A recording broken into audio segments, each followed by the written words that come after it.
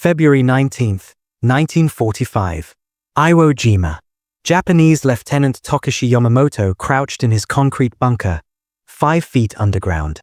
He could hear American tanks rolling up the black volcanic sand. He smiled. Let them come. His bunker had survived 3 days of naval bombardment. 2-foot-thick walls. Steel reinforced. The entrance was hidden behind rocks. He had ammunition for weeks. Machine guns covering every angle. Americans would have to come through that narrow entrance. One at a time. Easy targets. Yamamoto had killed 17 Marines already. This bunker was perfect. Then he heard something different. Not tank treads. Something else. A low rumble. Like a truck engine. He looked through his firing slot. What he saw made his blood run cold. Yamamoto had been in Iwo Jima for 8 months. He'd helped build these defenses. The island had 11 miles of tunnels, 1,500 bunkers and pillboxes, every single one designed to kill Americans. Japanese commanders promised these fortifications were unbreakable. They'd studied American tactics. Regular tanks couldn't angle their guns down into bunker entrances. Infantry couldn't get close without being cut down. Artillery couldn't penetrate the concrete. The Americans would die by the thousands trying to take this island. That's what headquarters said. That's what Yamamoto believed. Until he saw the Sherman tank stop 30 yards from his position. It looked normal at first. Same olive-green paint. Same tracks. But the turret was different. Instead of a cannon, there was a tube. A thick metal tube pointed straight at his bunker. Yamamoto's hands started shaking. Before I tell you what happened next, hit subscribe if you want more incredible WW2 stories like this. Because what I'm about to tell you is absolutely crazy, and there's tons more stories like this on the channel. What came out of that tube wasn't bullets. It was a liquid fire. A stream of burning gasoline shot across 30 yards in half a second. It hit the rocks in front of Yamamoto's bunker. Then it poured through the firing slot. The flame didn't just burn. It filled every space, every corner, every crack. The concrete walls that protected him now trapped him. The fire sucked all the oxygen from the bunker in seconds. Yamamoto couldn't breathe, couldn't scream. The men around him were burning alive. Those who weren't burning were suffocating. In 15 seconds, his perfect fortress became his tomb. This is the story of what American flame tanks did to the Japanese on Iwo Jima. The Japanese thought they'd built the perfect defense. For 8 months, they'd carved into Iwo Jima's volcanic rock. General Tadamichi Kuribayashi commanded 21,000 men. He'd learned from other Pacific battles. No more banzai charges. No more dying gloriously on the beaches. This time, they'd dig in deep. Make the Americans pay for every yard. Kuribayashi's orders were simple. Each man must kill 10 Americans before dying. The fortifications made it possible. Bunkers had interlocking fields of fire. If Americans attacked one position, 3 others could shoot them.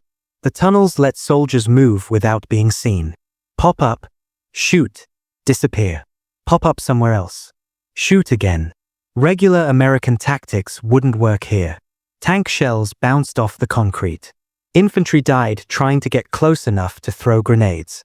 Flamethrowers helped, but Marines carrying them got shot before they could get within 50 feet. The Japanese had thought of everything. Except one thing. America had been working on a solution. The Marine Corps knew standard tanks weren't enough. They needed something that could kill enemies inside fortifications. Something with range. Something absolutely terrifying. Engineers took M4 Sherman tanks and removed the main gun. In its place, they installed a flame projector. Not a hand-held flamethrower. A mechanized monster that could shoot burning fuel 70 yards. They called it the M4A3R3. Marines called it the Zippo. Each one carried 290 gallons of napalm mix. That's fuel thickened with chemicals so it sticks to everything. Burns hotter. Burns longer. Can't be put out with water. The flame tank could fire for 80 seconds straight. Or it could shoot in short bursts. Each burst was 2 to 3 seconds of liquid fire moving at nearly 100 feet per second. The Japanese had never seen anything like it. The first flame tanks landed on Iwo Jima on February 19, 1945. Day 1 of the battle. Marines were getting slaughtered. Japanese bunkers were cutting them down by the dozens. Regular Shermans couldn't help. Their cannons couldn't hit the bunker entrances. Then the Zippos rolled forward. The Japanese didn't know what they were at first. They looked like regular tanks. Dangerous but manageable. Anti-tank guns could handle them. Machine gun fire couldn't hurt them. But it didn't matter. The Japanese just needed to wait until American infantry got close. Then cut them down. They'd done it hundreds of times already. But these tanks didn't need infantry support.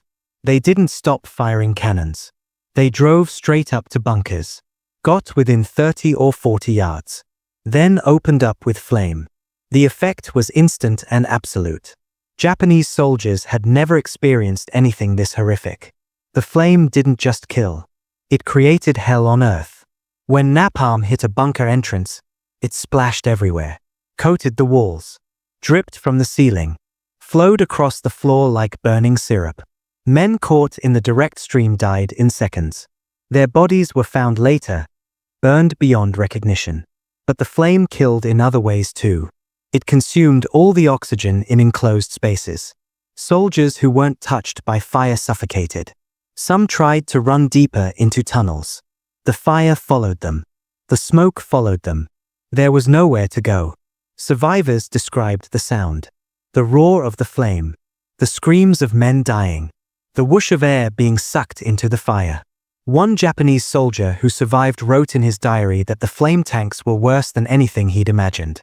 Worse than artillery. Worse than bombs. At least those killed you quickly. The Americans used 8 flame tanks on Iwo Jima. Just 8. But they changed the entire battle. Every time Marines hit a strong point they couldn't crack, they called for Zippos. The flame tanks would roll up, spray fire into every opening, and move on.